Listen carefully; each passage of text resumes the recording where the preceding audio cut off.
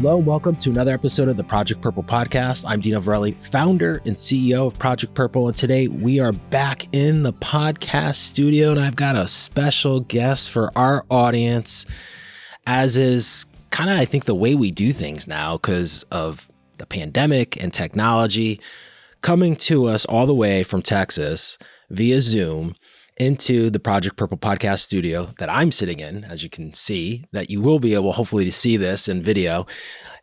Author of The Badass Advocate, Becoming the Champion Your Seriously Ill Loved One Deserves, Erin Galyean. Erin, thank you for joining us on the Project Purple podcast. Thank you for having me. And, I'm from Philadelphia originally. So for you to say I'm all the way in Texas makes me laugh because I'm like, who's in Texas? Oh, that's right. Me. I love it. I love it. I have a lot of these corny sayings now that we're over 200 episodes here, over 4 years of this podcast. And I always kind of have this saying, I say full disclosure. And I always love sharing how I meet my guests because I think the power of social media right now could be negative, but we're not going to go down that path. I always try to find the positive in everything. And one thing that social media has done is it really has allowed us here at Project Purple, and me in particular with this podcast, to really connect with so many amazing people. And you're one of those connections via social media from another guest, another author, Cynthia Hayes, who we've had on a couple times, and we're continuing a series with her. And Cynthia had actually referred you to us, and you and I kind of hit it off pretty quick. And I'm excited to have you on to talk about your book and everything that you've done. But also, this is kind of exciting. I know we kind of talked before we hit record on both ends. This is hopefully the first time we actually put out a vlog of our podcast, a video. And you don't know this, Erin, but I've been saying this for the last 4 years. I do this thing in air quotes, and I always say, if we had a video, you could see my air quotes going up here. And now hopefully the audience will be able to see my air quotes. Not that they want to see me doing air quotes, but it's kind of exciting for us for twofold. So as we always do with our podcast, our first segment is really our guest opportunity to share like what brings them to us today. And I always kind of tell our guests, you can go as far back as you want. You can stay as high level as you want. I've got some great questions, I hope, because I just went through and didn't read your book, but I got it on audiobook because it is on audiobook and was able to listen to it over the last couple days. But with that, I want to hand this over to you to kind of share your background and what brings you here today. Okay, great. Well, I hope you're not sick of my voice since you just listened to me talk for your entire weekend. So you're going to hear some more. So my background, actually, my story starts back in 1997. And my father, Mike, was a wonderful dad. So I grew up outside of Philadelphia, like I said, kind of near Villanova University in Newtown Square, Pennsylvania. And I was one of 3 children. And I grew up really with this idyllic childhood, just a loving family. We weren't perfect, but we certainly had a happy home. And my dad was really the heart of that home. He made us laugh. He was silly. He loved to travel and just create memories with his wife and children. In 1997, my father was diagnosed with non-Hodgkin's lymphoma. At the time, I was a college student.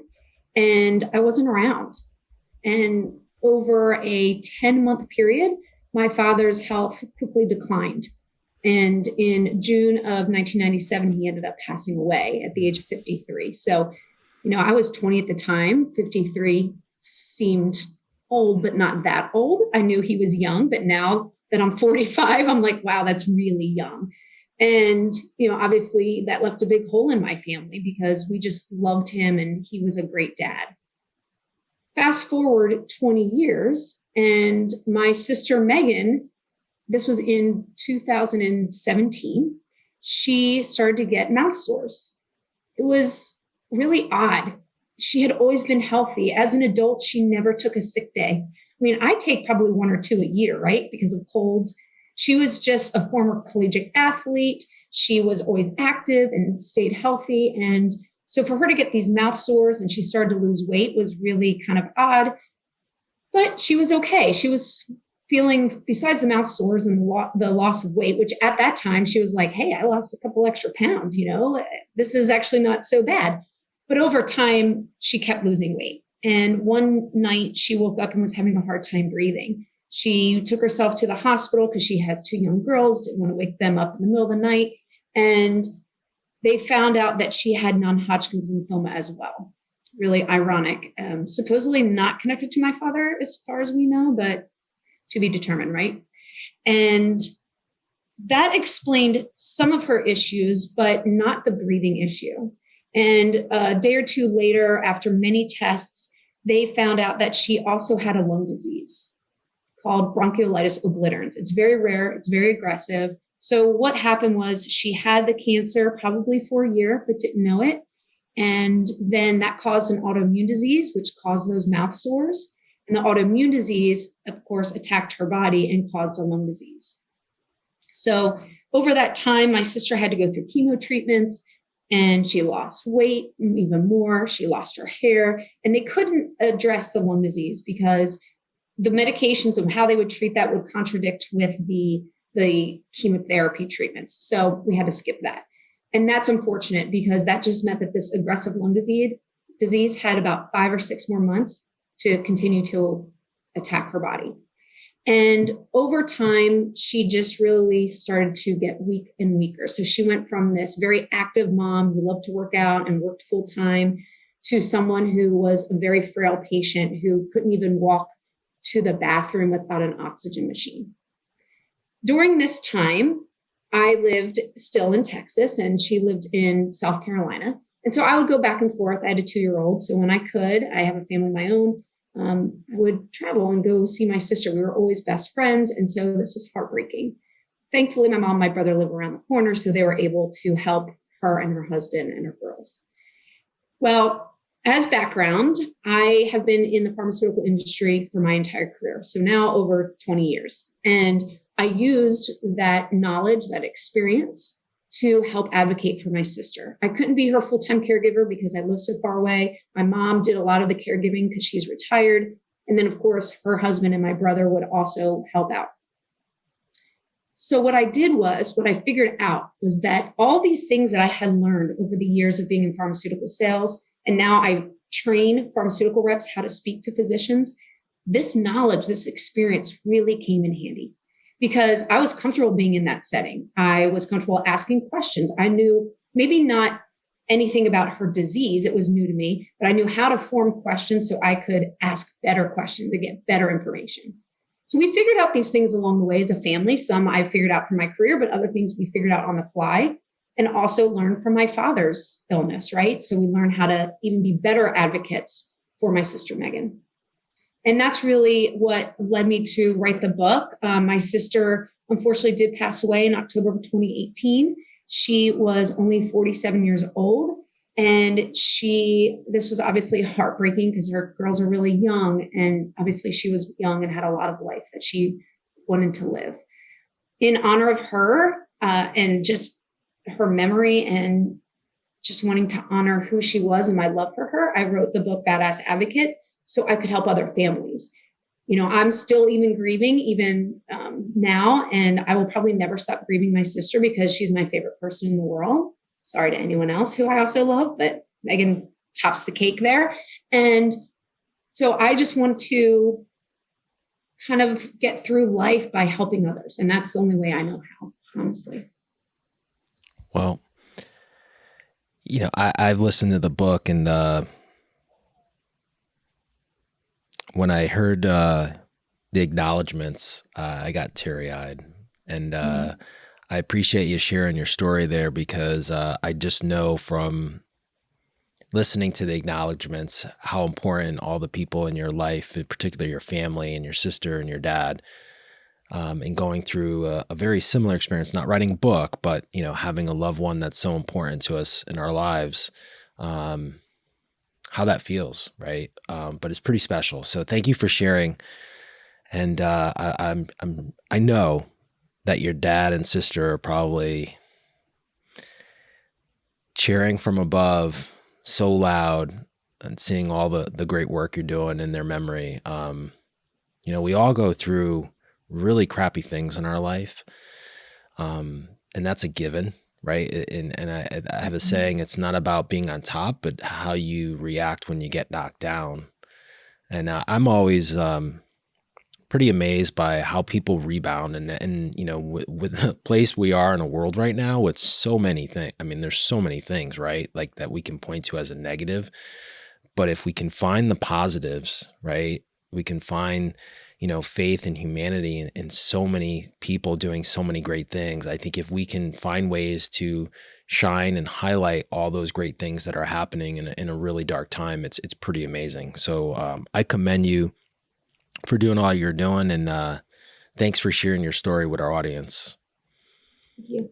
Yeah, I agree with you. I think that there's pretty much two paths you can go down when you lose someone. Either you can really just stay within and go to a dark place, and that's easy. We can all do that because it is so painful. And I don't blame anyone for doing that or judge them. Or you can take that pain and try and help others through whatever lessons you learn, because we all learn something different. And it's really I know that my dad and my sister would want me to be happy, would want all of us to, that would break their hearts.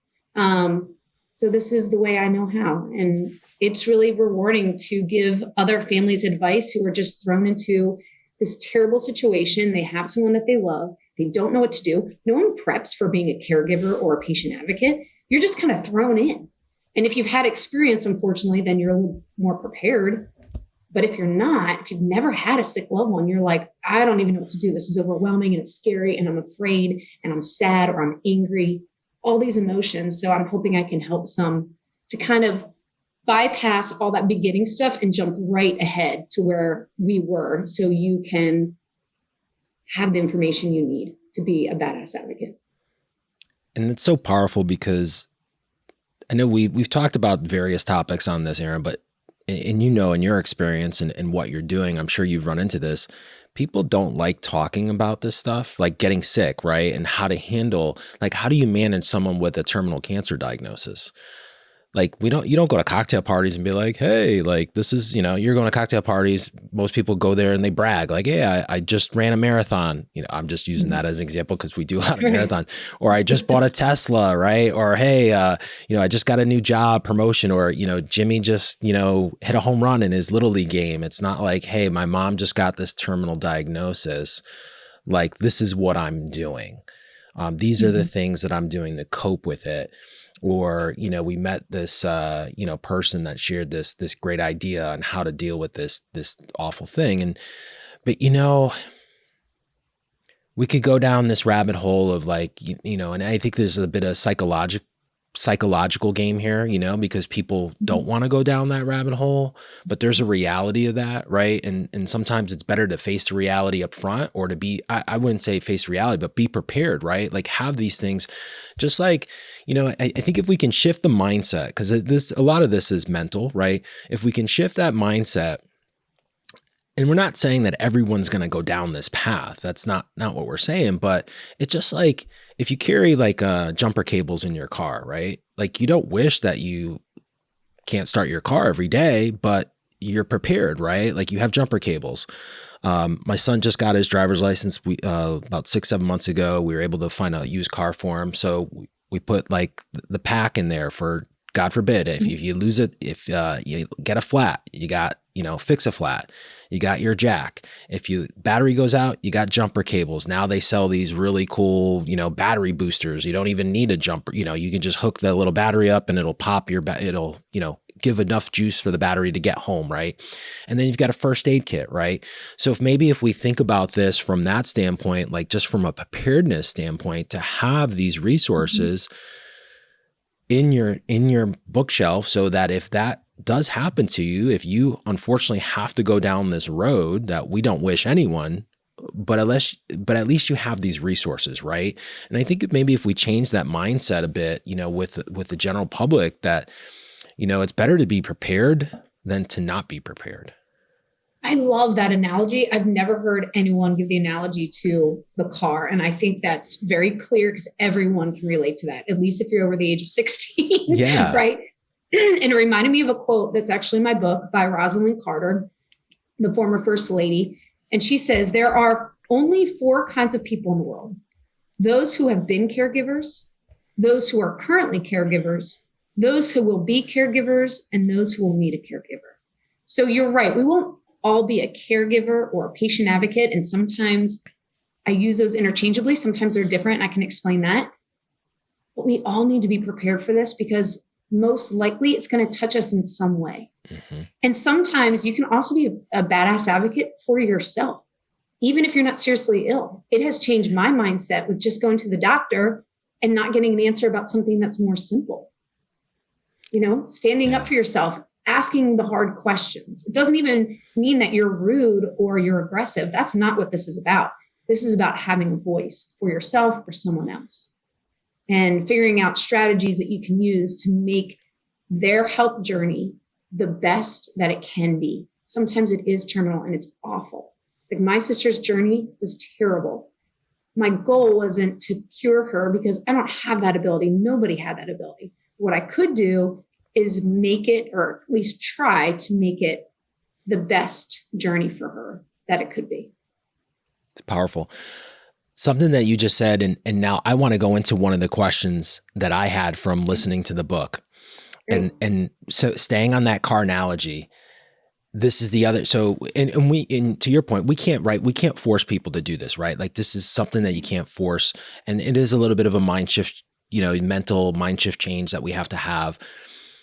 But let's assume you're the type of person who has a car, you don't have all these things, but guess what? You have AAA, which is part of your network. Mm-hmm. And I know you talked a lot in your book about network. So I wanted to bring that up because I think that's a great stepping point to dive into the little bit of the book, because I think people can get very overwhelmed very quick, right? Especially with a cancer diagnosis. And to your point, as you just said, that quote from Mrs. Carter was amazing, because for our audience listening at home, again, we're not saying like you're going to go down this path. You're not going to get a terminal cancer, but you may be part of the family unit or family friends or neighbors or someone in your PTO that potentially is going to go through this. And having a network, you're going to be in that network. So I kind of want to talk about that network, because I know you talk a lot about that. And that is really key. That is really critical. I think that's like the biggest piece. I agree. And that's why I have it as the number 1 tip that I give in the book, is create a support team. And that looks different for everyone, every patient, every family. Not everyone grew up the way that I grew up. And I know I was fortunate. I'm also unfortunate. I lost 2 people within my little family unit, but we all have different life experiences. In this case, with your health journey, you want to have people supporting you in different ways. So from the perspective of the patient, you should always have at least one person that's your caregiver that is there to take care of you. Even if you're feeling good today, you may not feel good down the line and you need someone to help you. And sometimes it's natural. It could be your spouse or a parent, depending on your age or your family dynamic. But sometimes it's not that obvious. Maybe you're single and you don't live near your family. So who can be that person that you can rely on to come over and help you when you're really nauseous from the chemotherapy, or you're just not feeling well mentally that day, or you have a chemotherapy treatment the next day and you're struggling with what's to come? It's scary and you need someone. So that's your first layer, but you need more than that. And so does the caregiver. So this is why I talk about how you create this network of people. And I think sometimes, especially caregivers, feel like everything has to fall on their shoulders. Or if they don't even want that, sometimes it does naturally. We need to understand that a lot of people usually do want to help. They just don't know how. And it doesn't mean that they take over your role or they do everything you're doing. It means figure out ways that they can support that maybe are smaller tasks, but that are easy. So, for example, I'm just making this up. Let's say a friend of mine in the neighborhood was sick. I'm not going to be her primary caregiver. Her husband probably is, right? And maybe she has young kids like mine. Maybe I can drive her son to soccer practice every Friday afternoon because I'm taking my kid anyway. And that relieves that, not that the child's a burden, but that task, so maybe burden's not the right word, task off of her and her husband's shoulders, right? That's an easy one. How about if they have a dog or you have a dog, or a pet that needs to be taken care of, or someone can come over and unload the dishwasher because they're retired, or maybe they're a stay-at-home mom. I mean, how can you tap into these people in your life and ask them to do little tasks that help the caregiver day in and day out? And it doesn't mean that they have to be over your house every day or doing these things every day. Maybe it's one a week, once a month, whatever it is you need. Start kind of delegating these things to other people, because how many times have we heard someone say, I want to help so-and-so, I just don't know what to do. And I don't want to overstep my boundaries, or I don't want to, seem like I'm being nosy. So people want to help, let them help, but be very clear. And so I equate a lot of things in the book to work. And I think that's like my environment with work. And I know your family and your friends aren't your colleagues. It's a little different. You're not their boss. So don't treat them like they're your employees. Treat them as a friend or family member, but be very clear about what your needs are. And then ask them, is any of these things, are you comfortable with that? Or is there anything that you feel like you could do? And it's easier for the caregiver to ask these questions than the patient, because you're not doing it for you. I could ask anyone to do something for my sister. I would have no problem doing that because I'm advocating for her. And that's always in the back of my mind. Asking someone to do something for me, I would feel uncomfortable. So rely on someone else to do that. So I loved, you had a great things there, but there's a couple things that I love from the book. So that just came to mind here as we talk through this is, you mentioned open-end questions a lot. I wouldn't say a lot, but a few times. And I go back to what you just said in terms of, and this is something that is so common here at Project Purple. We get so many requests, like typically a couple times a week, where people call in because we have a free blanket program. And so people can order blankets for people battling, and they'll say, what's the best thing I can do for someone battling pancreatic cancer? And I think people kind of overthink this, right? Like they think, and I get it, someone gets diagnosed with a terminal cancer or a cancer diagnosis, and then people think, and I don't know, maybe mentally people think, I wouldn't say it's a competition, like you got to outdo, the neighbor who's sending over like a large fruit basket, you got to send a bigger one. But I people tend to overthink that, I feel. Like what to do. But to your point, as you say, like asking open-end questions. So as a family member or as that caregiver, would you say then, Erin, that it's okay to ask the patient an open-end question? Like, what's the best thing that I can do for you? Yes. And also brainstorm together. So I talk about this in the book too, like mind mapping. You can do it any way you want, but you start to just jot down ideas. So let's say you're not the spouse, right? Because if you're the spouse, you probably know how you need help with your family. But let's say it's your friend or your sibling and say, okay, so I want people to come in and help. What are things that we can list out that maybe we can ask your friends or your neighbors or whoever, our cousins that live down the street? How can we get them to kind of step in, and what wouldn't be too invasive for you? So we can also then, let's just brainstorm, just get them going. And then we can rank them. Maybe only your best friend, you want to help you with these two things. Someone who you're not as comfortable with, you don't want them in the house every day. You're not feeling well. You don't look great.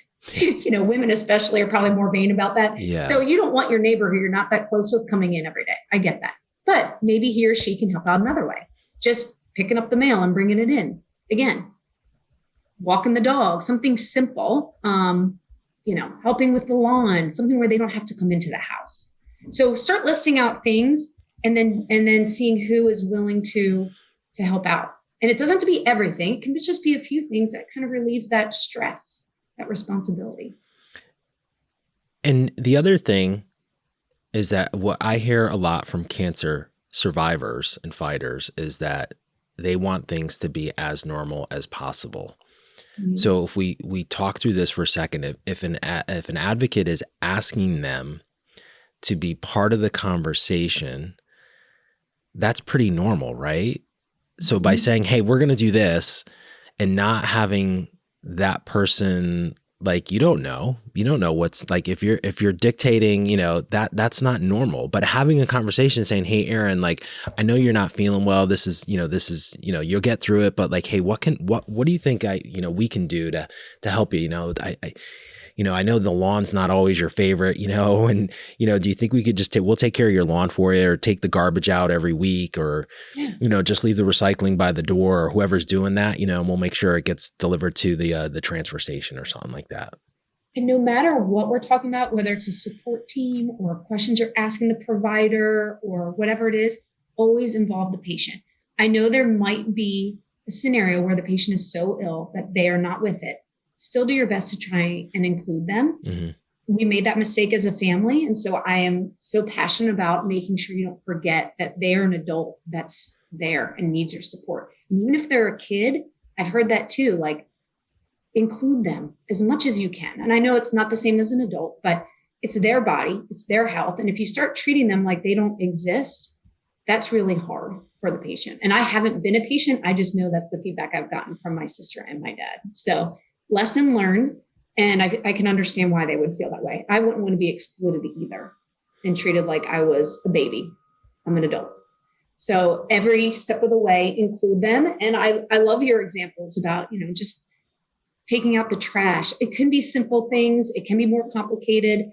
If the patient can't come up with ideas, then you can start to brainstorm a little bit more and offer some ideas. And they may turn it down, and that's okay. But help them out if they get a little stuck. I don't know. I don't want people in here helping me. Okay, so let's think outside the box. What do you not like to do? What don't you have the energy? Let's go down that road. Grocery shop, or, just run errands. Yeah, I hate grocery shopping. Most people do. Yeah. I think another thing that you mentioned in your book that I loved, and there's so many pieces, but you talked about strengths and weaknesses, right? And I think when you talked about like the roles of, you had come up with roles in your book for each caregiver, right? Because I think we come up with this like Superman complex, right? Like, oh, I got to do everything like, from a caregiver's perspective. And I can see where like the spouse probably feels that way. And so this also speaks to like, well, now this question just came up. Staying on strengths and weaknesses, but do you also feel, and in your experience possibly, like sometimes the spouse, especially in a spousal situation, that spouse needs to have a caregiver support system as well? Yes, and actually, I think the support system is even more for them in a way, because I'll use my mom as an example. And I think there's a lot of moms that are like this. She's had taken care of my dad. She's very good at being the caregiver. She was, stay-at-home mom in the 80s. So just picture that, what that looks like, and she loves to take care of us, even to this day. And we're healthy adults, my brother and I, but she still wants to take care of everyone. And I think that's pretty typical in some families. That meant that she would try and take all the burden herself. And that's when you get caregiver fatigue or caregiver burnout, which is a common term in the medical community. So you want to avoid that at all costs. So yes, the caregiving team or network is for the patient, but it's also for that caregiver, that primary caregiver, so they can delegate stuff. And really, if you know that someone else is really good at having those difficult conversations or asking questions, have them be the point person with the doctor. If they're willing to, if it's someone that's close, like if it was maybe my brother and he was the best at that, well then, and if he lived locally, then great, have him as much as possible have those conversations with the doctor. It may not be my mom that would be the best candidate for that, So you have to think about that, and also what role the patient wants them to play, of course. Correct. And then use those strengths to make a kick-ass team. It's just like a sports team. So then will we add to the roles, not to add to your book here, would you add then a caregiver support person, or maybe that person that their role is like, let's say it's a spousal situation. And I was just, as you were speaking, I said, so, okay, what if you have a kid, right? And he has cancer, and now you have a mom or a dad as is that primary caregiver. Would you advocate to say that if someone's like a BFF and, let's say it's a mom, I'm going to stereotype here, but, I think for this example, and her best friend, like she's just going to take her to get her nails done once a week and just get out or go get a mani-pedi, so that she can just have that alone time with her BFF. Or maybe it's just to go get tea and crumpets or tea and cookies or whatever, coffee, maybe it's a latte. Or run together, walk, anything. Absolutely. So in the book, actually, what you're reminding me of is I have one that's called the Director of Delight. And this is the person that kind of lifts up that caregiving team. Now, it could be one person, like the mom in your scenario, or it could be in our scenario, she lifted all of us up. This was my cousin who is very close with my sister. She's just naturally that bright light. She has been her whole life.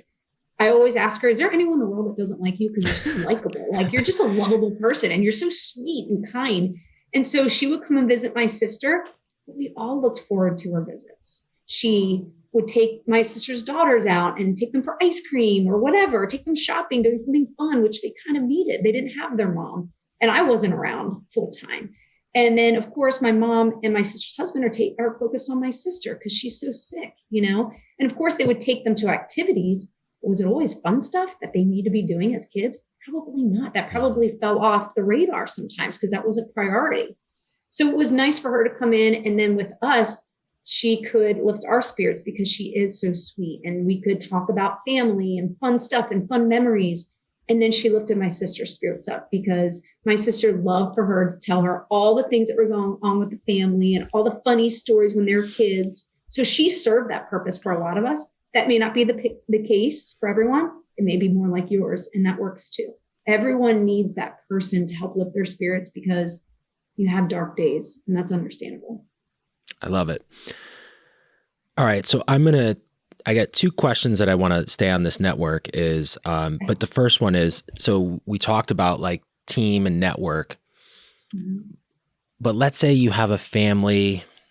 And this could be, it may not necessarily be because you don't have a lot of friends. That's not what I'm trying to say here. But let's say distance, right? You have a family that's located, in your example, right? You were from afar. So if your team is limited, and I know on our podcast, this is great, Erin, because I always say things come full circle here. As you're watching, I'm drawing a circle here for our listeners at home listening. But the survivors that we've had on the podcast, and we've had a lot of them, there's a lot of common themes that we've had. And one of them is no one does it alone, right? They talk about their brother, their wife, their kids, the nurses, again, this network of team.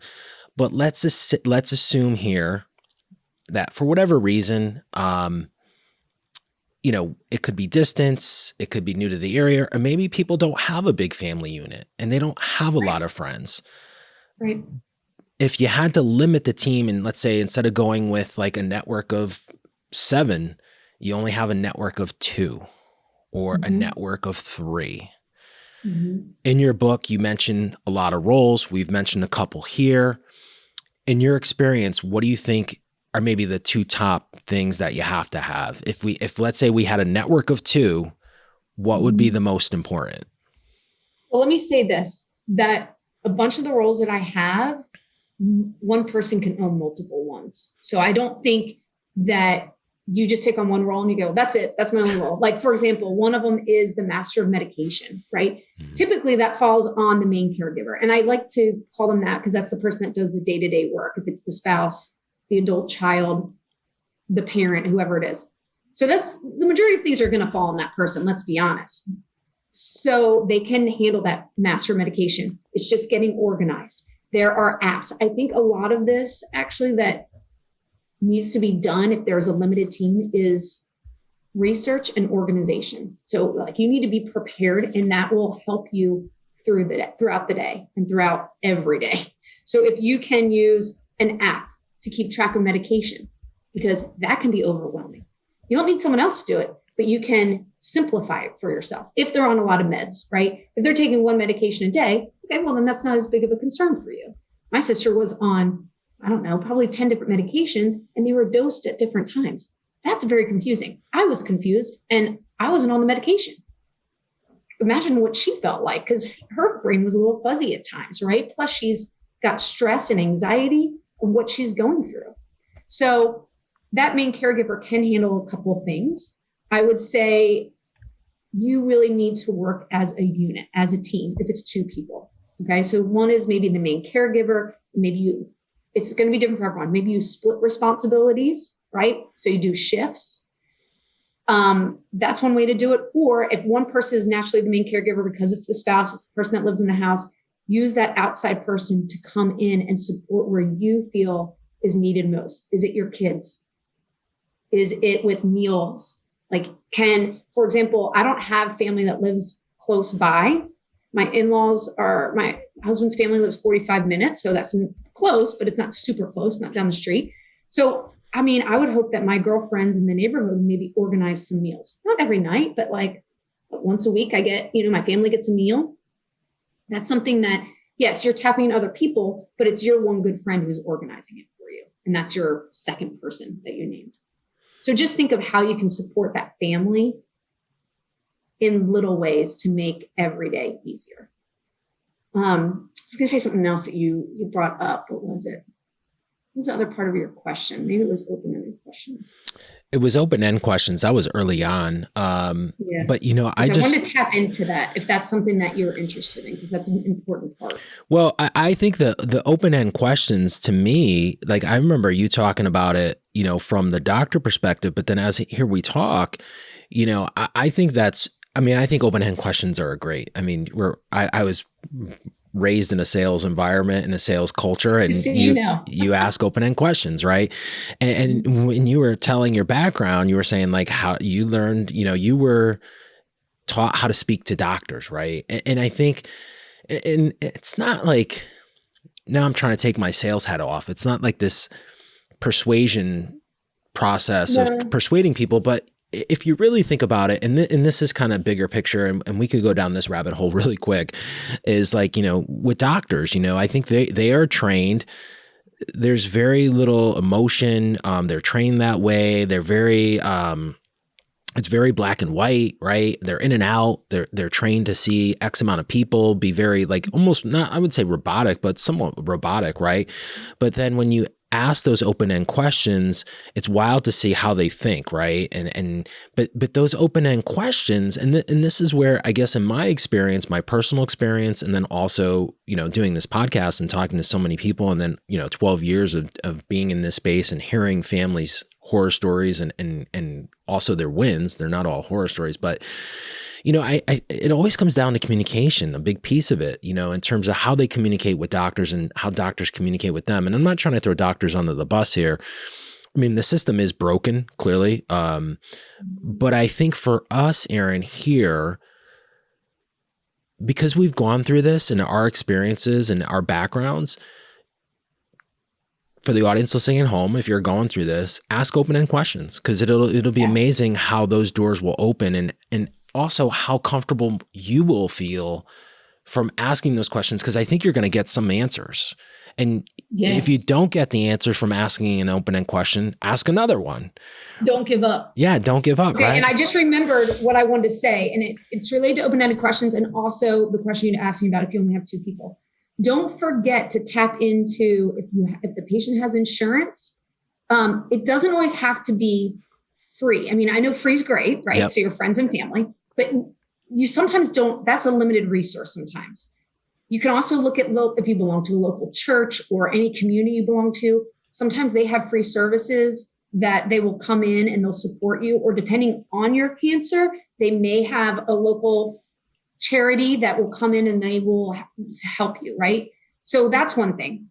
But the other thing to do is to call the insurance company and ask them about what is covered. Because sometimes, speaking of that conversation with physicians, they forget to tell you or they fail to tell you, whatever it is, but you might have resources that are actually covered by your insurance, or there might be a copay or something like that. But don't forget to use that as well to your advantage, because they're not always told. You're not always told. Sometimes it's forgotten. And there's some great resources. When it comes to asking questions, that's a great example. What resources can I use to help support my spouse during this time? What is covered under my insurance? Call the insurance company. Ask the physician that. If you can ask open questions, it really helps the physician to kind of give an very open answer versus you controlling the conversation, which we tend to do when we're uncomfortable. A lot of times, especially in this country, we have this high regard for physicians, not a bad thing at all. They go through this education, they help heal the sick, so it's understandable. Don't let that stop you from asking hard questions. or asking open-ended, which for some of us is completely uncomfortable because we feel like we're putting them on the spot. Correct. You have the right to ask questions. And also always check with the patient. What do they want to ask? What do they want to know? Brainstorm beforehand. Questions on the fly are very hard for most people. Yeah. So it goes back to that preparation. And you just mentioned something, and I had this note here. You mentioned the app for medicine, and you know, I think that technology is an amazing thing, and I'll go twofold into this. Just hearing you speak about like asking insurance, asking the hospital, but you mentioned charities. Like clearly, you know, we haven't, this is not a Project Purple podcast about us, but you know, we have an aid program. So that might be a resource, you know, as part of the team. I know you talked a lot on the podcast in one segment about, you know, having a fundraising person, and, you know, there's organizations, we're not the only one, right? There's many organizations that can help with financial aid. But then there's also other pieces. There's emotional support. There's, you know, we have a resource list of about 45 other groups throughout the country that provide some sort of support, either emotional or financial. And that ranges from, you know, being able to provide groceries and you know, assistance with financial bills to, you know, providing, you know, assistance getting to and from appointments, air travel, hotel travel, you know, so there are a lot of resources. I think the one challenge within the cancer space is that it's so vast. And I know that's kind of like, you know, people get these diagnoses and it's like the deer in the headlights for the patient, but we're trying to speak here to advocates, right? Like the family members that can help, they can do these kinds of things. So even, you know, one of the roles might be the researcher in the sense of, you know, go out and find the groups that have programs and resources.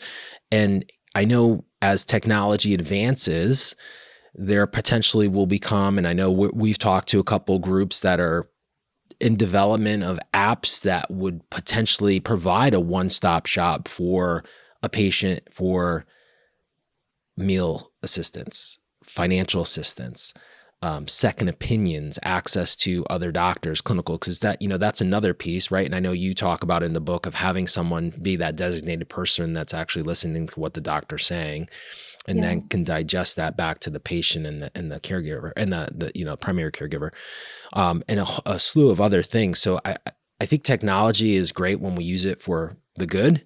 And I think in this case, potentially we might see in the next, you know, short term, in the next couple years, you know, potentially a one-stop kind of fits all for caregiving, I hope, because I've seen some stuff, which is really exciting. And the other piece too, you know, we haven't really talked about the hospitals. You know, most major, if you're going to a major medical center, cancer center, I should say, they're going to have a slew of resources, you know, from therapy to massages to, you know, financial assistance. Yeah. Dogs. The dogs.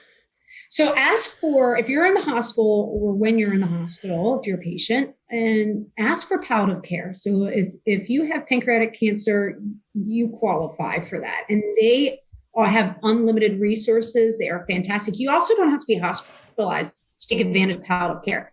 So just so I'm clear, because I love to be the cheerleader for palliative care, there's a lot of confusion as to what palliative care is. So palliative care is not hospice care. Those are different. Hospice care is end-of-life care.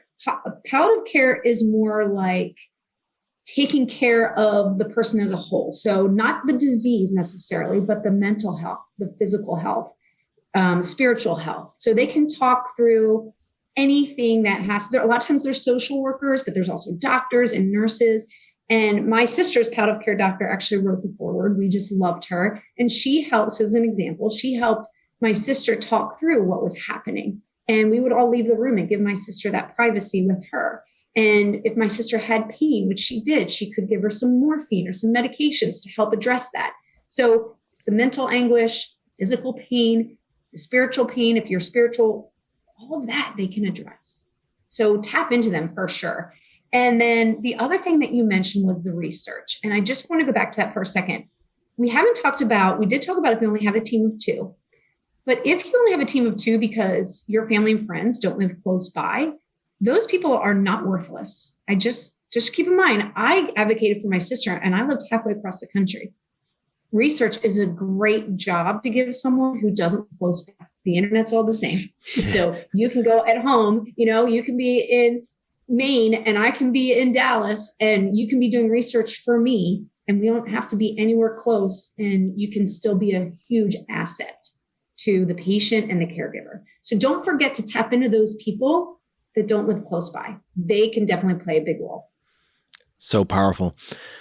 Erin, I've got a couple questions. I got 2 questions left for you, but I've got one personal question that I have written here. So I'm going to throw this curveball in here right now. Uh-oh. I know you mentioned, going through your experience, and I'm always just really curious from a personal perspective. But what was the tipping point to write the book? Because, and this is, I'm always very curious. I mean, we all go through experiences, like this. But to go out, write a book, and to make this part of, you're hustling, you're out there, you're pushing this, you're putting out this amazing positive message. If you look back, and this is a loaded question, and hindsight's always easy, 2020, I'm just curious to know, what was that tipping point to say like, hey, I'm going to do this? Because I'm sure it hasn't been easy. No, it's it's a good question. And no one's ever asked me this on a podcast. So I'll give you a little background. Because I'm in learning development, sometimes my brain goes to certain places. So when I was pregnant with my child, I lived here in Dallas and I went and took CPR at the hospital, right? And when my sister was sick, I remember sitting in the hospital with her and she didn't communicate a lot because she was on oxygen. So she slept a lot and she didn't talk a lot because it exhausted her. And we just loved her attendings. They were awesome. And we had a great relationship with them. And the one doctor came in and one time, actually, let me back up. One time I had a nurse ask me if I was a medical professional because of the questions I was asking her. And so that was one of that little, light bulb moments where I was like, I laughed. I was like, no, but I know how to ask good questions because this is what I do for a living. And I train others how to ask good questions. But I didn't know anything about my sister's disease prior to her getting it. And so that was one thing. And then I spoke to one of her physicians because I started to think about, I could train family members downstairs in the hospital while they're, maybe their loved one's sleeping like my sister is now, and they could come downstairs for 30 minutes, 60 minutes, and I could train them on how to advocate for their loved one. Because observing others, you pass other families, you overhear conversations. I hear my own family.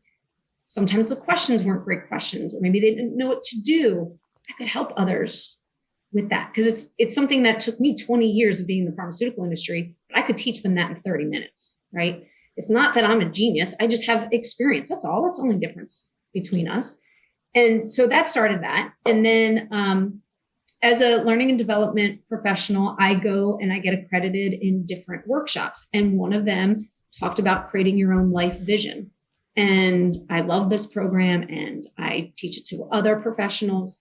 And so one of my visions, this was soon after my sister passed away, that I started working on my vision. And one of my visions was to honor my sister because I had just lost her. And how am I going to do that? And I thought, okay, well, I could do it in one hospital.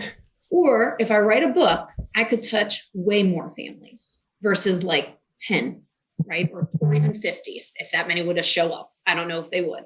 So that's really how the book came about. And I am self-published. I started writing the book the May after my sister died. She died in October of 2018. I started writing in May of 2019. And I wrote it in I think 4 months or so. And I probably couldn't write it today because I would not have remembered. I have a terrible memory. So I'm glad that I did do that. It was part of therapy for me. And I just was really motivated to help others. That's just the thing that I kept thinking is, I've got to share the story. I've got to share what I know so I can help others. And then I feel like I'm just always going to honor my sister. So I read that vision still today to remind myself of why I do what I do. And I really enjoy it. I love the feedback that I've gotten from families. I've had a friend that I work with say that she had her mom read the chapter on asking questions, and her mom went in to advocate for her husband. And the doctor said, I have to tell you, this is at the end of the meeting, I have to tell you, you just asked really good questions. I was like, yes, that's what I'm hoping for. I help that family, even if it's just a little bit, that makes me feel really good. So in a way, it's kind of selfish, but no, but it's awesome. And the system is so big. Our audience listening at home, I mean, if you don't understand this, and I'm not trying to throw out a conspiracy, this is not a conspiracy theory. This is reality. Like the system is that big. And I think when systems get so big, there's not to say that the system doesn't work, but there are major, major challenges. And if we can find ways to help, and eventually this, if we can get enough of a groundswell, the system will change, right? It has no choice. Yeah. And so I think that's something like we need more people out here, but you know, the challenging piece to this is it can become very overwhelming, i.e. a cancer diagnosis. And then what do you do as we go back to the very beginning? No one ever thinks of this, but if you have that resource, you know, on your bookshelf or in the back of your car, you pull out that resource and you're prepared and you're ready to go. Like it's go time, right? Absolutely. And so it's just so powerful. I'm just like, you know, I asked that question because I'm always interested on why people do it. You know, it's we need more people like you in the world, Erin. Hopefully, you know, they keep talking about, you know, the things that we have gone through that we don't want other people to go through, right? And these are, you know, these are from the heart. These aren't made up. Hopefully people listen. And to your point, if like your friend's mom, like that's a win, that's a W. Like, you know, that could have been a completely 180-degree difference if she didn't read the chapter, and she would have probably got bulldozed. And, you know, because that's typically what, and I'm not being offensive, but that's what happens 99% of the time, right? A patient goes in and the doctor just bulldozes them over, and that's what they're trained to do. And you don't know. You don't know what to ask sometimes, or you don't even know what an open-ended question is. I never thought about questions till I got into sales. It's not a difficult concept. It's just one that when you hear it, you go, oh, I never thought of questions like that. I didn't know why I always ask close-ended questions. You know, I'm using your air quotes now. Look, it's contagious.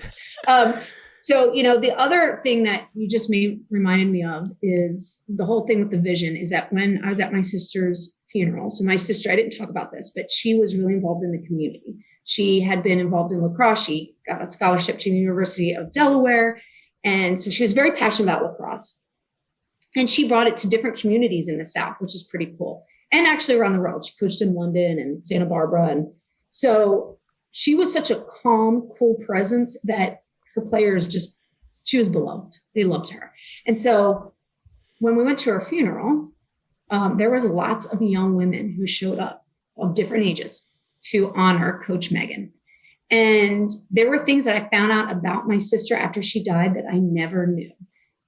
Awards that she got. She also was given awards and honored at different places, like mostly in the South, from the influence that she made in different communities. And that's amazing, like that she was honored after she passed away. Of course, you kind of wish she was still alive to get that, but she was also honored when she was alive and recognized. My sister I was her best friend. She didn't share a lot of these things that she received when she was alive. I had no idea, except when people start asking, hey, Erin, can you list out all these things that your sister got? And I had to get some things for my brother-in-law, for my mom. And I was like, she never told me this stuff. So I realized that, you know, life is short. And I know that from my dad and my sister. And you have a legacy that you can leave. And what is that legacy? And so I realized up until she passed away, I didn't know what my legacy would be. And I want my children to say, this is what my mom did and what's going to be my legacy and how am I going to help? And to me, a legacy is how you impact others. It's not about you and like, oh, you're the coolest person or you are great on social media or whatever it is. It's about how are you helping the world to be a better place? And we all have different ways we can do that. So I realized how she did it through coaching young girls and instilling these amazing lifelong qualities in them, like teamwork and perseverance and hard work. And that was her gift to all these young women. So how am I going to give back and influence other people? And this is what I got. Powerful stuff. I would end the podcast on that because that's pretty big, but I've got 2 questions left. My first one is, what do you think the steps are to becoming a badass advocate? Yeah. A lot of it has to do with mindset. to be honest. So if you have a sick loved one, constantly remind yourself that you would do anything for them to make their health journey the best that it can be. Remember, you're not there to cure them. If the journey if it ends the way you don't want it to, that is not your fault. If you make mistakes along the way, that's not your fault. That's going to happen. Maybe you don't ask the question, you think of it later. That's okay. We're all going to have, hopefully you don't, but a lot of us do have regrets. Don't live in that space, okay? But while you're here, while your loved one's here, and hopefully they'll be here till they're 100, just keep in mind that you want them to have the best health, get the best health care that they can get while they're going through whatever they're going through. That's what it's about. That's what being a badass advocate is about. Don't be afraid to speak up. If you are bold and you're never afraid to speak up, also, don't be a jerk. That hurts too, by the way. We don't talk about that end as much. But if you're constantly rude and aggressive to healthcare professionals, they're humans too. It's not going to help your loved one. So there is a happy medium that you need to be in between. Be assertive, not aggressive. Love it. All right, my last question, and then we're going to share with our audience where they can learn more and find your book and hopefully download it or order it. We have a tradition on the Project Purple podcast, and the last question is always, I preface it, it's a loaded question. There's no right or wrong. Okay. Typically, we ask our guests to define the term pancreatic cancer, but we're going to turn this around a little bit. And I want you, there's no right or wrong. This is your definition. What's your definition of a badass advocate? My definition of a badass advocate is someone who will go to lengths to advocate for the person that they love so much, that needs their support and love. But also, the second part of that is someone who realizes that they too are going through something difficult, and they will give themselves some self-care and love, and not forget that it's okay if they also are sad or frustrated or emotional, whatever your emotions are. So you're not Superwoman or Superman. You're there to support them in any way you can possible. And a lot of times that's delegating to other people. And then also get the support and love you need, because you're also going through a hard time. And I'm sorry. I love it. Erin, for our audience listening at home, where's the best place for them to learn more about the book, download the book, buy the book? Yeah. So I do have a website. It's very easy. It's called badassadvocate.com. So everything is there. And then, of course, I'm on Amazon, because who isn't, right? And that's probably where you got my Audible book. So I have it in all forms: Kindle, paperback, Audible. So if you are willing to listen to my voice, I do have it on Audible. That was a fun experience.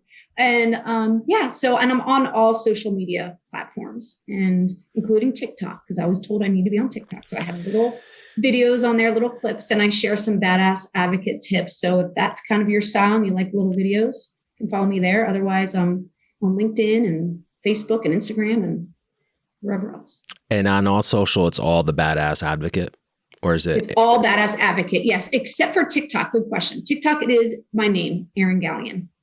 And that's spelled Galyean. Yes. Gal as in girl. That usually helps. It's fitting because you live in Texas now, from Philly though. That's right. That is so right. I love it. I love it. Erin, it's been awesome. I'm looking at the timer here. We're over an hour. I know we didn't hit record right. We hit record right away and we started to talk, but this has been great. As I said, when I asked you that question, it's just really powerful to me, and hopefully the audience listening at home. I guess selfishly for me, I am just always super interested in why people do what they do when they're doing great things, and you're doing an amazing thing.